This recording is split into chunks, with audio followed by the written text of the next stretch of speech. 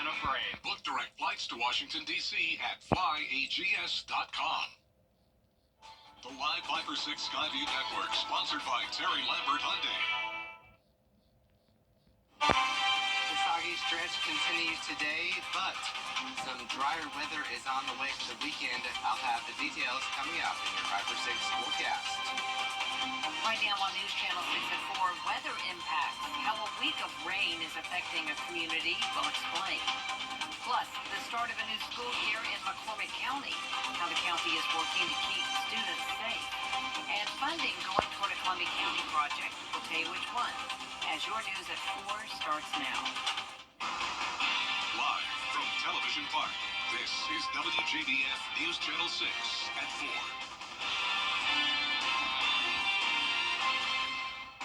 Good afternoon, everyone. I'm Jenny Montgomery. Thanks so much for joining us. Brad's off today. Coverage you can count on begins with breaking news. Domestic violence charges against a local high school football coach have been dropped. Midland Valley coach Earl Chapman was arrested and accused earlier this month of domestic violence.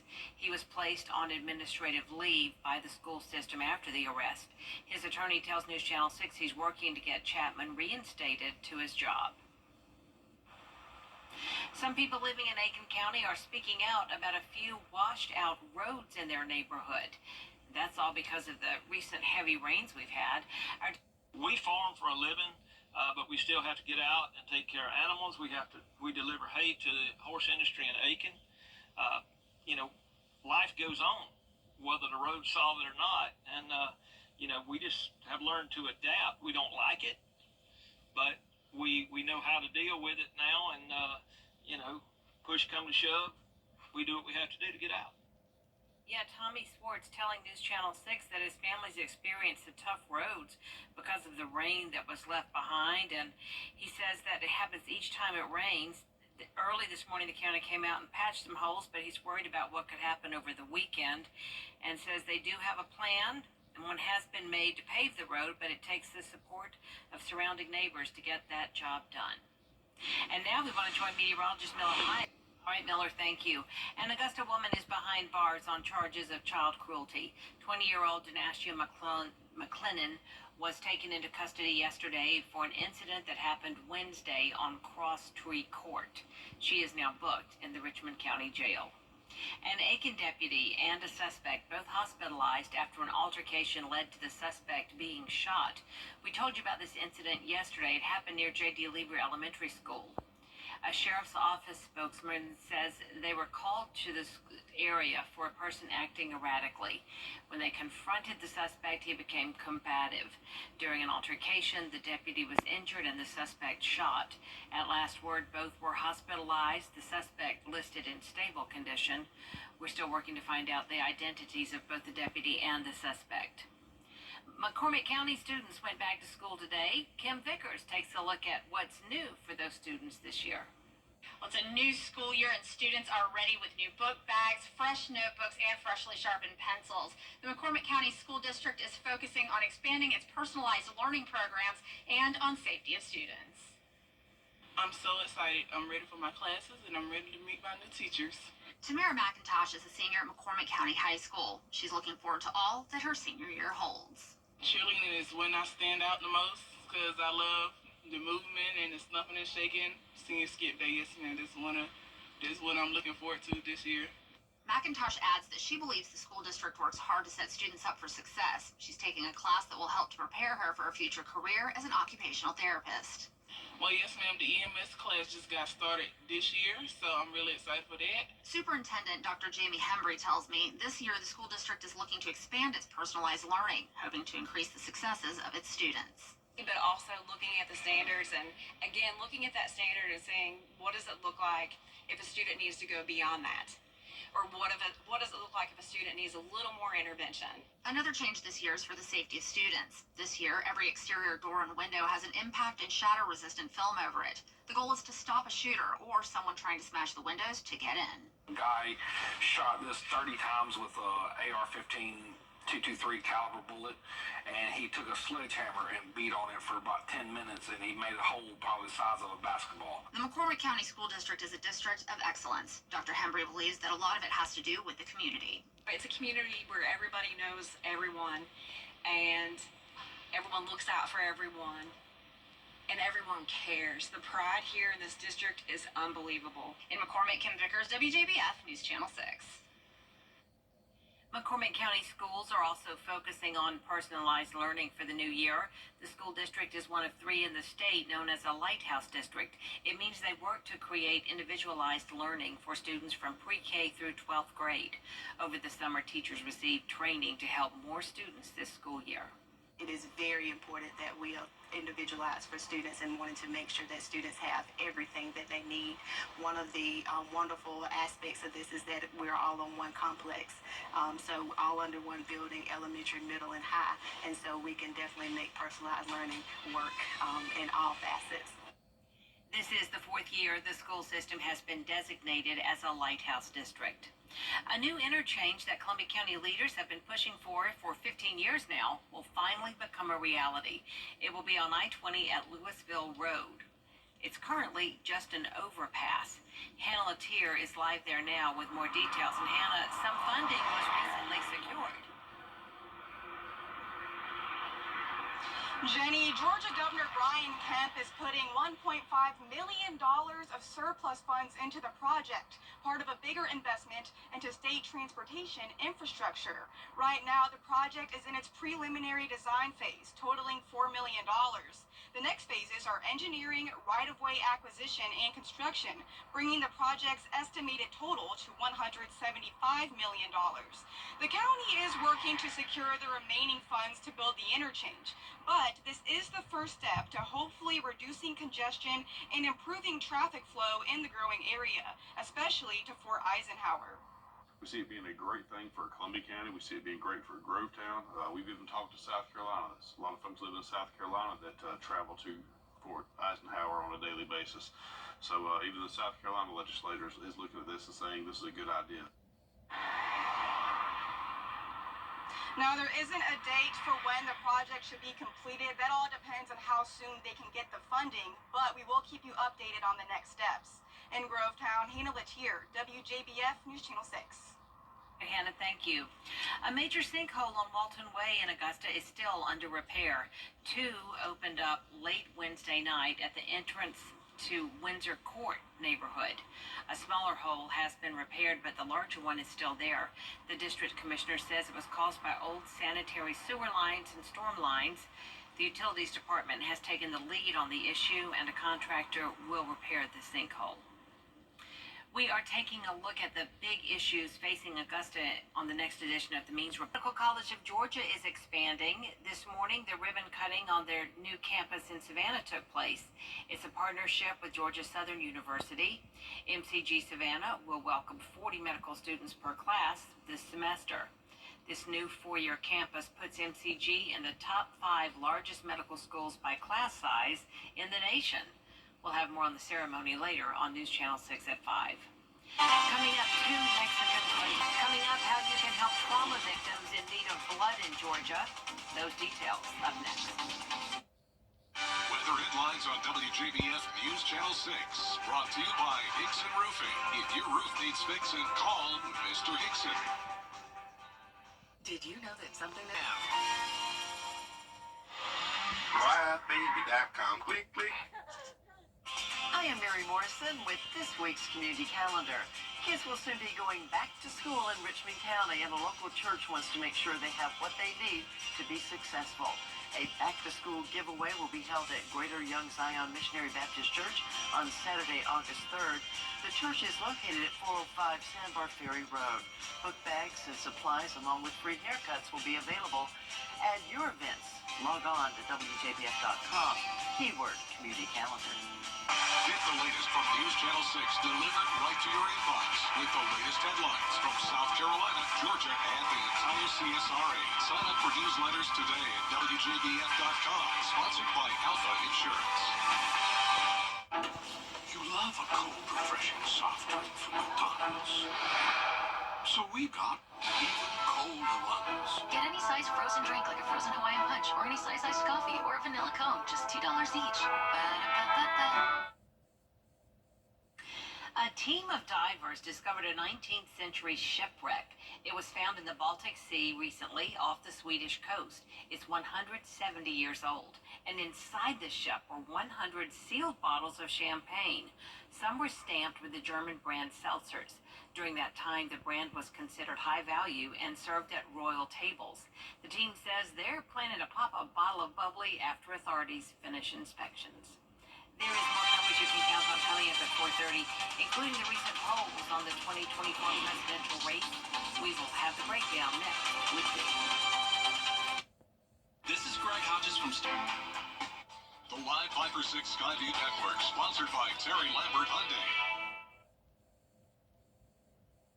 Several inches of rain has fallen over the past 7 days, and we're still tracking some for tonight. I'll have the details coming up.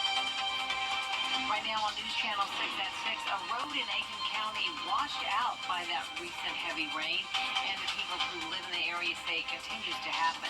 What they want done about it as your news starts right now.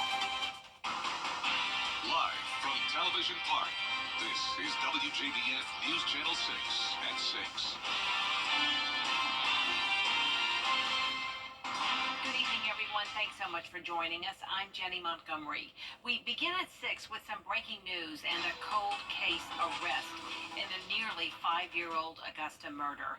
Investigators say Willie Farrell is charged with murder in the December 2019 death of Dwayne Lane. Lane's body was found December 30th, 2019 at a home on Bayvale Road. The sheriff's office says the case had gone cold until today when they were able to locate and interview new witnesses, leading to Farrell's arrest. Farrell is in the Charles Webster Detention Center. Some people living in Wagner, South Carolina are speaking out about washed out roads in their neighborhood. This happened Thursday on Cedar Creek Road, right outside of Wagner, between Coleman Bridge Road and Kennedy Pond Road. That's where we find News Channel 6's Bria Smith. Thomas Swartz says that this is part of what happens when they get rain, and it makes it hard for them to get in and out of their own neighborhood. Every time that we see a thunderhead start building back towards Aiken or Augusta, we wonder, well, how much road we going to have left when this one's over? Tommy Swartz and his family say early Friday morning, county workers patched the holes left in the road with dirt, but the issue has gone on for the past 2 years. April 8th, 2022 was the first time we had a problem. There was a facility that's been put in up here in the last 3 years above us that, I don't know, I guess they tried to defy the laws of gravity, and water's going to run downhill, and it impacts everybody below you if you don't control what you got. It's deep right there. But before Friday's fix, the Swartz family says the holes in the road were waist deep and worried that could have been a bigger problem if there was an emergency. My neighbor across the creek here, he had a heart attack a couple years ago. I mean, thank goodness he survived it, and he's doing well right now. But what if it happened yesterday at 4 o'clock? And you couldn't have got EMS in here to get to him without having to go 10 miles around outside to get to him.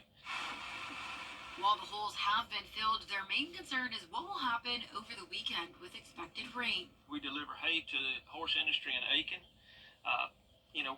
Life goes on, whether the road's solid or not. And, we just have learned to adapt. We don't like it, but we know how to deal with it now. And, push come to shove, we do what we have to do to get out. Every time it rains, it does this. Swartz says there's been a plan to pave this road for the past 2 years, but it has yet to happen. In Wagner, Bria Smith, WJBF, News Channel 6. A major sinkhole on Walton Way in Augusta is still under repair. 2 sinkholes opened up late Wednesday night at the entrance to the Windsor Court neighborhood. A smaller hole has been repaired, but the larger one is still there. The district commissioner says it was caused by old sanitary sewer lines and storm lines. The utilities department has taken the lead on the issue, and a contractor will repair the sinkhole. Miller Hyatt joins us now with a first look at your weather. And Miller, all of these issues haven't been helped by the recent heavy rain that we've seen, and the chance for more is still out there. Yeah, that's right, Jenny. We've got more rain even on storms for Sunday. I'll have details on what to expect coming up. Jenny? All right, Miller, thank you. Domestic violence charges against a local high school football coach have been dropped. Midland Valley coach Earl Chapman was arrested earlier this month on domestic violence. The school system placed him on administrative leave after the arrest. His attorney tells News Channel 6 he's working to get Chapman reinstated to his job. An Aiken County deputy and a suspect both hospitalized after an altercation led to the suspect being shot. It happened yesterday near J.D. Lieber Elementary School, just as kids were being released for the day. A sheriff's office spokesperson says they were called to the area for a person acting erratically, and when they confronted the suspect, he became combative. During an altercation, the deputy was shot, or injured rather, and the suspect was shot. At last word, both were hospitalized, with the suspect listed in stable condition. We're still working to find out the identities of both the deputy and the suspect. An Augusta woman is in jail tonight on child cruelty charges. Denacia McLennan was taken into custody yesterday for an incident that happened Wednesday on Cross Tree Court. The sheriff's office did not provide many details about the incident. She's now booked in the Richmond County Jail. A new interchange that Columbia County leaders have been pushing for more than a decade now will become a reality. That interchange will be at I-20 and Louisville Road, which is currently an overpass only. News Channel 6's Hannah Latier is live there tonight. And Hannah, some funding was recently secured. Jenny, Georgia Governor Brian Kemp is putting $1.5 million in surplus funds toward the project, part of a bigger investment into state transportation infrastructure. Right now, the project is in its preliminary design phase, totaling $4 million. The next phases are engineering, right-of-way acquisition, and construction, bringing the project's estimated total to a whopping $175 million. The county is working to secure the remaining funds to build the interchange, but this is the first step to hopefully reducing congestion and improving traffic flow in the growing area, especially to Fort Eisenhower. We see it being a great thing for Columbia County. We see it being great for Grovetown. We've even talked to South Carolina. There's a lot of folks live in South Carolina that travel to Fort Eisenhower on a daily basis. So even the South Carolina legislators is looking at this and saying this is a good idea. And right now, there isn't a date for when the project should be completed. That all depends on how soon they can get the funding, but count on us to keep you updated. Live in Grovetown, Hannah Latier, WJBF News Channel 6. All right, Hannah, thank you.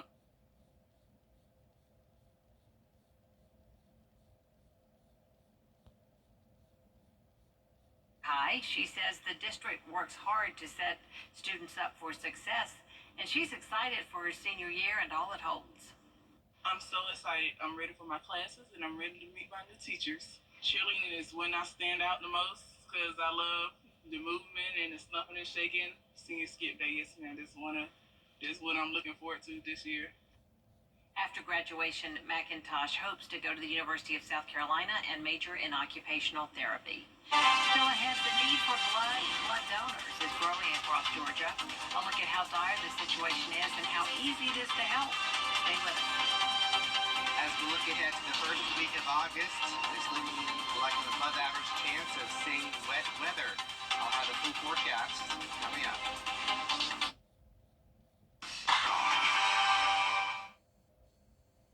The Georgia chapter of the American Red Cross says there's a critical need for blood in the Peach State. They say summer travel and an increased need with more trauma victims are two of the reasons for the shortage. The Red Cross says 62% of Americans are eligible to donate blood, but only 3% actually do. We want everybody to donate blood. We need all blood types, especially O. O negative is the universal blood type. That means if you are a trauma victim and the doctor doesn't have time to test your blood type, they can give you O negative. If you'd like to volunteer or donate, you can go to redcross.org to find out how to do so. Miller Heights Factory. Coming up, we know Georgia and South Carolina are very different, but when it comes to dogs, there is one thing the Peach State and South Carolina State have in common. George Espino's out there somewhere next.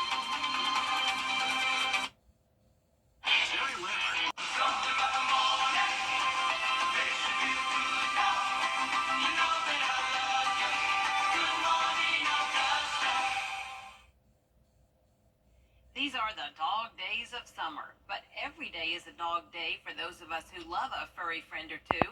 And of course, you need to give those pups a name to call when it's dinner time. Out there somewhere with George Escala. Ken Stanton is at the dog park with this man's best friend. Having a buddy, you know, someone that got your back and is always there for you, that's special. You know what I'm saying? So I love my dog. We love our dogs, whether they are small dogs or large dogs. And of course, they get dog names. And dog owners will put some thought into it. Oh, for sure, yeah. All of our pets are named after mythological characters. So here's Artemis and here's Lilith. Not the most popular dog names, because I checked dog names by state. And Georgia and South Carolina have something in common. The two most popular dog names are Bella at number 1 and Luna at number 2. I know a lot of dogs named Bella and Luna, so that makes sense. Oh, wow. I don't like those. No Bella, no Luna. No. Bella or Luna? Neither. But I have a niece named Bella, so that's pretty awesome. She would not like the dog named after me. Bella's just not the name for me. We like the mythological type naming system. But what about Ken's best friend? Well, meet Bella, the most popular name to name a dog. My wife did. She just came up with the name Bella. I don't know how she came up with it. I thought that was kind of like, well, you know, she's the wife, so happy life, happy wife. Well, the dogs say call me anything except late for dinner. Out there somewhere in Augusta, George Escala, WJBF, News Channel 6. Yeah, we don't have a Bella or a Luna. Yeah, me either. My family did have a Max and a Daisy. I saw those on the list as well. So if you do have dogs or planning on walking the dog this weekend, mostly dry, but you might have to dodge a storm or two during the afternoon and evening, but nothing widespread like we've seen, which is good news. We need to dry out. Temperatures around 90 degrees for the highs. And that is our report for now. Thank you so much for joining us. News Channel 6 continues at 7 o'clock right after World News. We'll see you again tonight at 11. Good night.